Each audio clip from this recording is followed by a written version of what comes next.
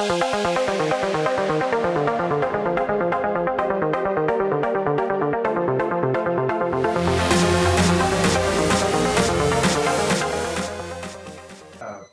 to EnergyNet, there were auctions, live auctions for oil and gas properties, and before 10 year, 1990, that was an innovation, selling oil and gas properties through a live outcry auction.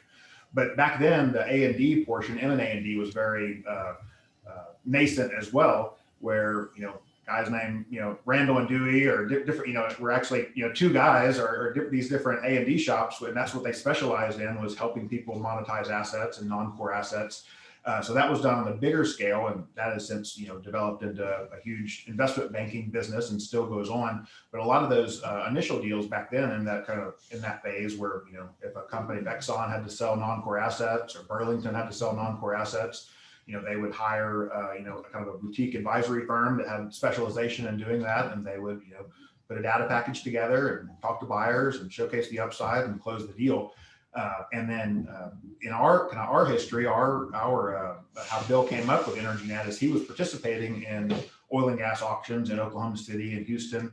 There were a couple of different companies that did those, and the advent of the internet in 1999 came around, and Amazon, Yahoo, and everything you could think of could potentially be done on the internet.